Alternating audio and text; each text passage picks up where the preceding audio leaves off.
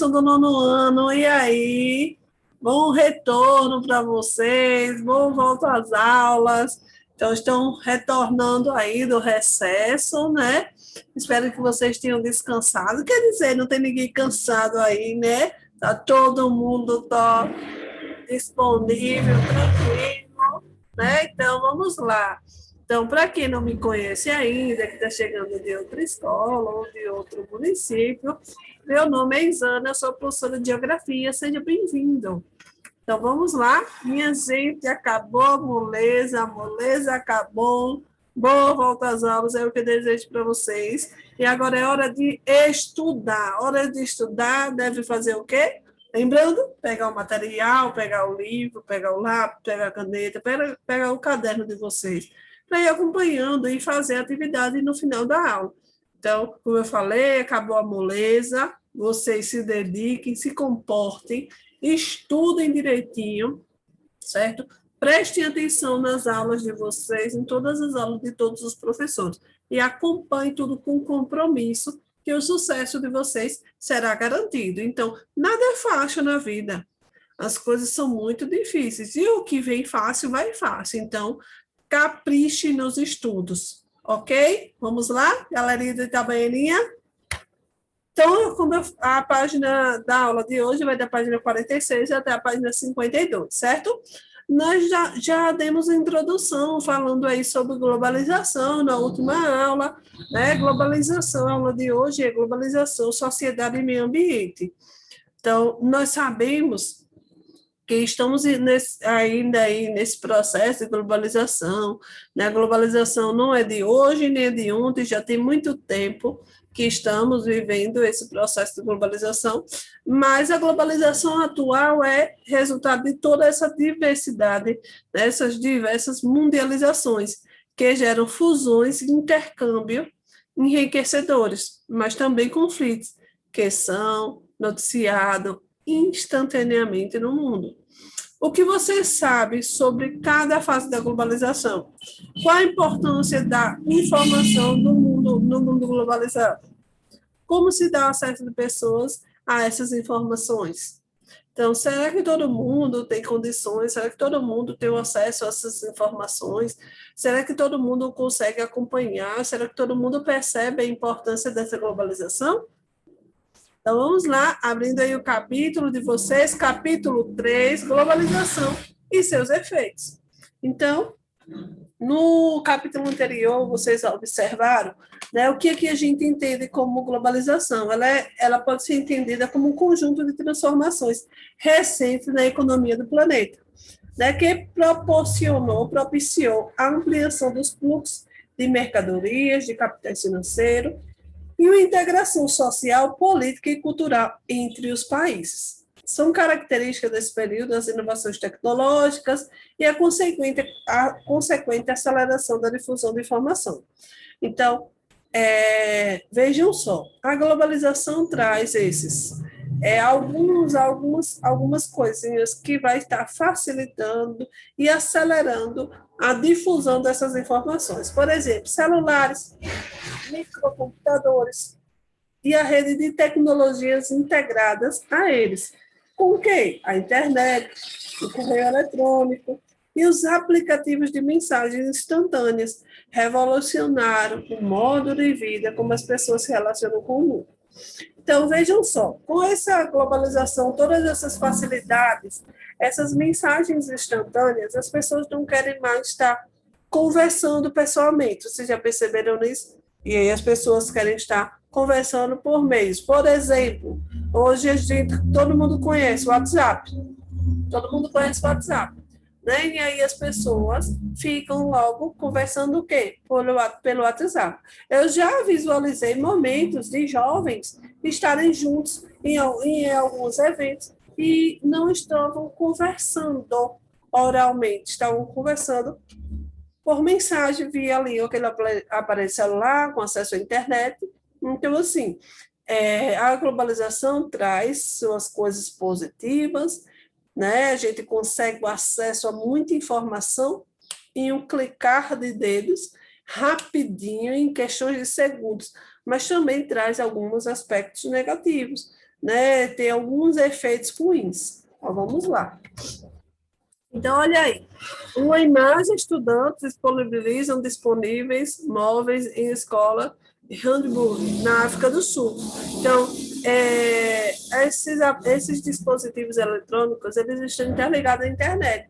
E aí acaba fazendo parte da vida da gente, de milhões de pessoas no mundo inteiro. Mas será que todo mundo tem acesso?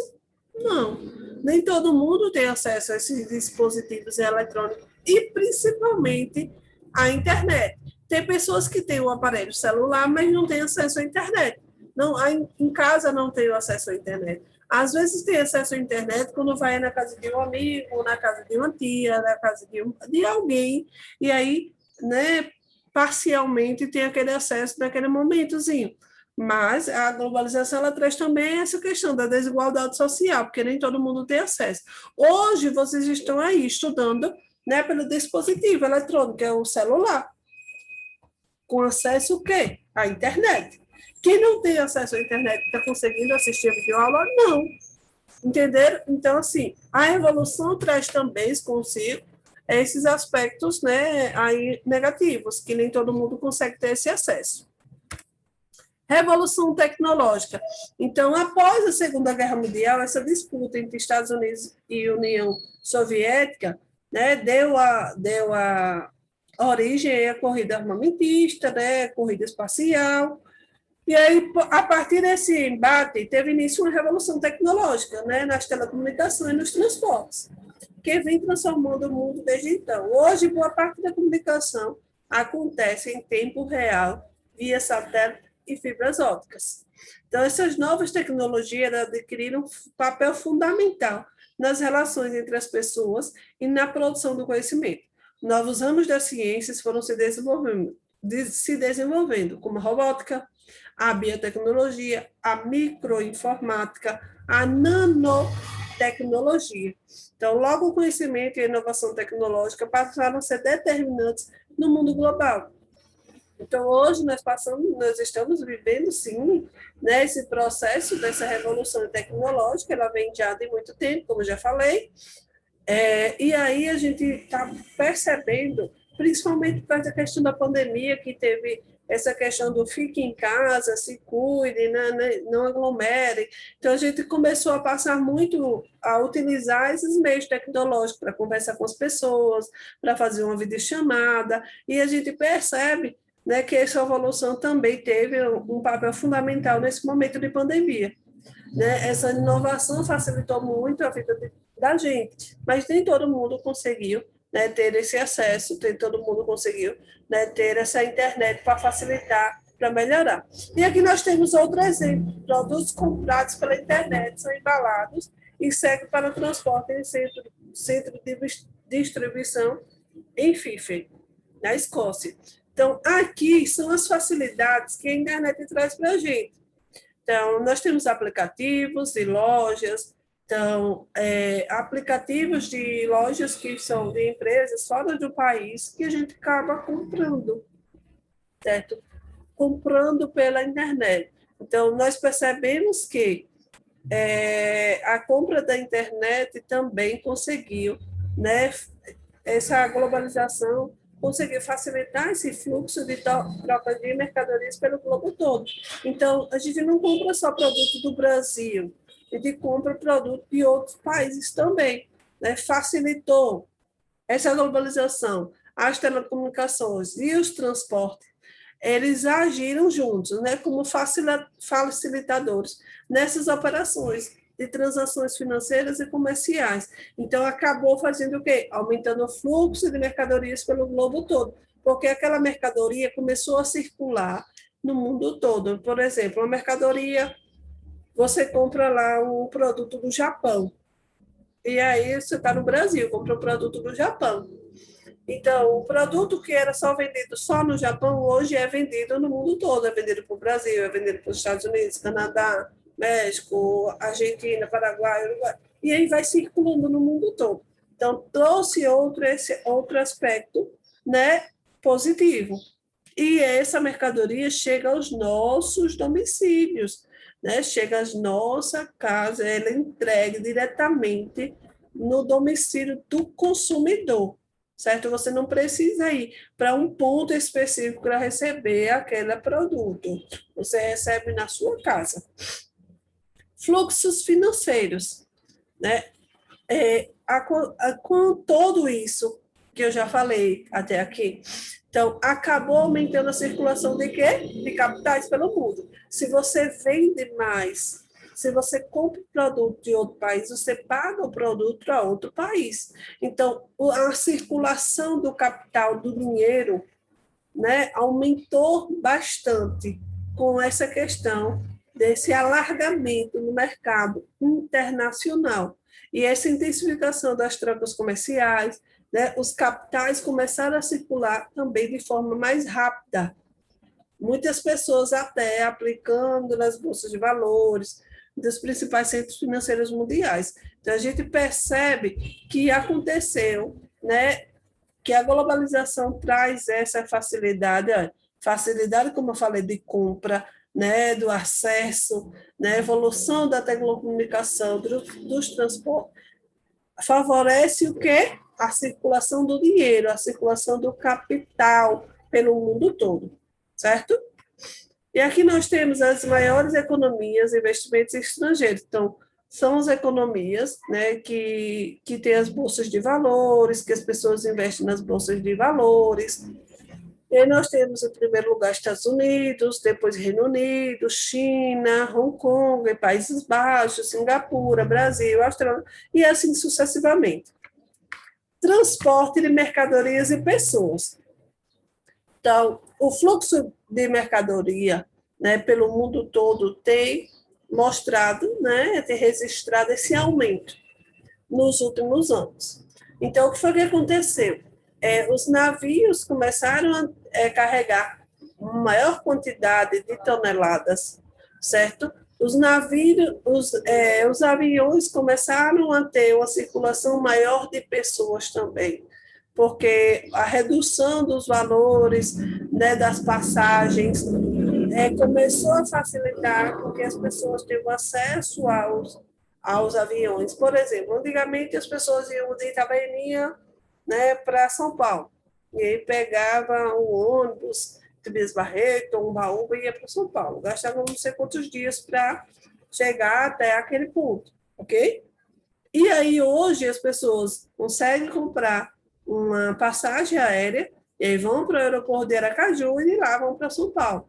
Então não precisa passar aquele monte de dia, né, no transporte, né, de ônibus, rapidinho chega em São Paulo. Então observem que toda essa questão da globalização trouxe algumas facilidades, né? Aqui falando sobre o transporte, falando sobre os navios eles carregavam uma média de toneladas. Hoje eles já carregam 2 ou 3 vezes a mais do que aquela tonelada que ele carregava. Então, a quantidade de mercadorias foi triplicada. De acordo com quem? Com esse avanço de compras, né? As pessoas começaram a comprar mais, né, essa mercadoria em outros países. Então, nós temos, né, os transportes também ferroviários, rodoviários, aéreos e os fluviais. E desses pontos de distribuição, que também podem estar conectados a oleodutos, gasodutos, os contêineres são encaminhados para outros destinos.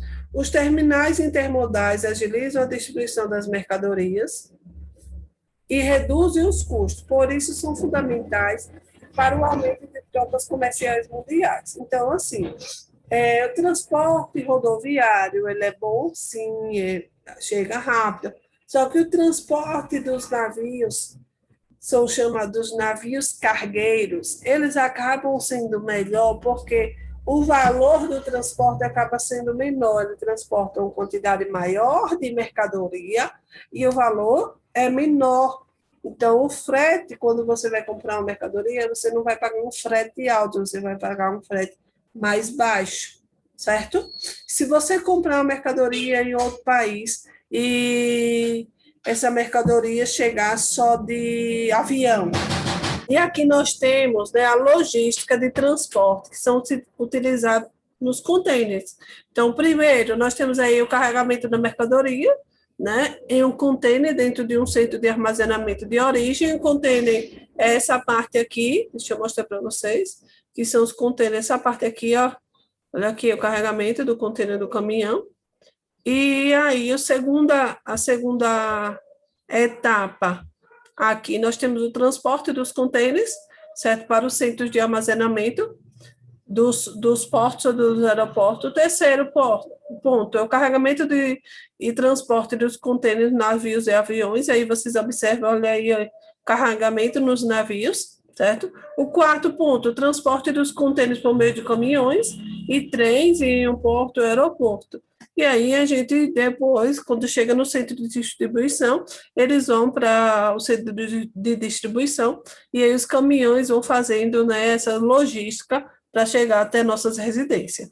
O transporte aéreo moderno, né, também passam a terminais intermodais para, né, transporte de cargas. Além disso, o aumento do tamanho dos aviões, e alguns deles transportando quase 500 passageiros, e o barateamento do custo o custo, né, de contribuírem para o fluxo, o aumento do fluxo de pessoas nesse meio de transporte. Como eu já falei, essa questão do barateamento do valor acabou, assim, aumentando o número de pessoas e utilizar esse meio de transporte, os aviões. Como eu falei, antigamente as pessoas, era comum usar muito o transporte rodoviário, por exemplo, os ônibus, né, para o deslocamento. E hoje, né, com essa facilidade, usa muito o transporte aéreo, e o avião, cresceu muito, né, e ele consegue transportar até uma média de 500 pessoas, né, 500 passageiros aí dentro de uma viagem. Deixa eu passar aqui, vamos para o próximo slide. E aqui nós temos, né, população em movimento, as migrações existentes, né, no mundo todo. Então, tem pessoas que nascem em um país, mas que vão viver em outro país. Então, em 2017, cerca de 257,7 milhões de pessoas viviam em países diferentes do que os de nascimento, o que representava cerca de 3,4% da população mundial. Então, em 2020, o número de imigrantes aumentou para cerca de 49%. E essas pessoas que migram de um país para o outro, elas migram buscando o quê? Uma qualidade de vida melhor. Elas migram buscando um trabalho, elas migram buscando estudar, né, se especializar. Então, essas migrações têm essas origens, essa questão da busca, né, das melhores condições de vida. Aqui vocês observem, né, aqui nessa parte desse gráficozinho, o número de imigrantes em milhões de pessoas por principais países. Aqui nós temos Índia, México, Rússia, China, Bangladesh, Síria, Paquistão, Ucrânia, Filipinas, Reino Unido, Afeganistão, Polônia, Indonésia, Alemanha, Cazaquistão, Palestina, Romênia, Turquia, Egito, Itália. Então, nós temos esse grande número de pessoas, né, migrando a todo momento, no mundo todo. E aqui nós temos outro ponto, né, dessa questão da migração, a gente tem os refugiados. Então, o que é esse refúgio? É a forma de proteção concedida por um governo a estrangeiros obrigados a abandonar seu país para escapar de conflitos e desastres. Mesmo sendo minoria no total de imigrantes internacionais e deslocamentos de refugiados, figura entre os maiores corredores migratórios do mundo. Então, nós temos no mundo todo um grande número de refugiados. Então, pessoas que têm problemas nos países, conflito, guerra, e aí saem para se refugiar em outro país. Então, o governo daquele local recebe esses refugiados, né? Eles concedem essa proteção a esses refugiados. Os refugiados, eles ficam em ambientes, assim, com conforto? Não. Eles ficam em ambientes, em barracas, em chamados campos de refugiados. Mas é melhor estar, eu digo para vocês um exemplo, é melhor estar vivo do que estar morto, né, em um conflito, em uma guerra no seu país de origem. E aí nós temos os refugiados. E nós temos falando um pouquinho sobre o turismo no mundo em 2016. Então, em 2016 ocorreu um total de 1.235 milhões de viagens turísticas internacional. né? A Europa, além de ter sido a origem e o destino da maior parte das viagens, foi o continente que mais arrecadou com o turismo. Então, milhões, certo? Milhões de viagens turísticas internacionais. Hoje nós estamos nesse processo mais assim turístico um pouco parado por causa da pandemia. Alguns países estão praticamente fechados, né? Não recebem pessoas de outro país para não, né, aumentar os índices de contaminação. Mas essa questão do turismo, principalmente indo para outros países, é muito grande. Né? E aí vocês observam um dado de 2016, é só olhar o gráfico aí, gráfico chamado gráfico pizza, aí 53% das pessoas vão fazer turismo por lazer, recreação e férias. Outras pessoas vão por saúde, religião, outros 27% saúde, religião e outros. 13% negócios e profissional. 7% ainda não foi especificado, né? Que existem pessoas que vão para visitar um parente, alguma coisa assim, e não foi especificado. Então, o turismo vem crescendo no mundo todo. E agora nós temos atividade aí na página 52. Lembrando que não é necessário mais mandar atividade para o seu professor, você vai entregar na próxima semana, na aula, certo? Para o seu professor. Eu vou ler aqui o texto para vocês. Tecnologias digitais e mobilidade urbana. As tecnologias digitais utilizadas para melhorar a mobilidade urbana vêm sendo difundidas no mundo todo. Empresas de diversos países têm destinado grandes investimentos em inteligência artificial e soluções para facilitar a circulação das pessoas das grandes cidades. No Brasil, o número de usuários de aplicativos de transporte vem crescendo e provocando mudanças na forma como a população se desloca nas principais cidades do país. Leia o texto abaixo. Heróis ou vilões? Qual o impacto que aplicativos de transporte têm no trânsito de grandes cidades? Os aplicativos de transporte são tratados como uma alternativa para a mobilização urbana. O usuário deixa de lado o automóvel próprio para virar passageiro. Esse é um ponto positivo. Mas há realmente menos carros nas ruas, né, das cidades. Mas há realmente, né, menos carros? Na avaliação de especialistas, os veículos que atuam nesse serviço tendem a representar aumento de congestionamento e enfraquecimento do sistema público de transporte. E então, os aplicativos são heróis ou vilões? O engenheiro civil Diego Mateus da Silva, com mestrado em engenharia de transporte, cita duas cidades norte-americanas como referência. Em Nova York e São Francisco, estudos apontam que houve migração de passageiros do transporte coletivo para carros de aplicativo. Ou seja, mais carros estão rodando nessas cidades, gerando mais congestionamento e mais emissões de poluentes. Também houve uma redução nos usuários do transporte coletivo, mais fortemente nos ônibus, nas linhas menores. Observe no gráfico abaixo o crescimento da frota de carros da cidade de São Paulo. Calma aí, deixa eu passar aqui. Pronto. Tem um gráfico, certo? E a primeira questão diz assim: de acordo com o texto, quais as consequências trazidas pelo aumento do uso de aplicativos de transporte? Então, o texto já cita o aumento do congestionamento, com as consequentes poluição atmosférica e o enfraquecimento do sistema transporte público. Ele faz até uma análise de Nova York, São Francisco. Foi constatada a migração de pessoas que utilizavam o transporte público para os aplicativos de transporte individual, aumentando o número de veículos nas ruas. Essa é a resposta. Segunda questão: quais informações podem ser observadas na leitura do gráfico? Então, o que eu observo? O gráfico indica que a frota de carros na cidade de São Paulo apresentou constante crescimento entre os anos de 2010 e 2017, saltando de 5,9 milhões para 6,05 milhões de veículos. Então, vejam que aumentou bastante, né, esse crescimento aí dessa frota de carro aí na cidade de São Paulo. Então, essa era a nossa atividade de hoje. Fique em casa, né, se cuidem, fiquem com Deus, estudem bastante. Quem estiver indo para a escola, se proteja direitinho e acompanhe todas as aulas. Um forte abraço, fiquem com Deus. Tchau, tchau.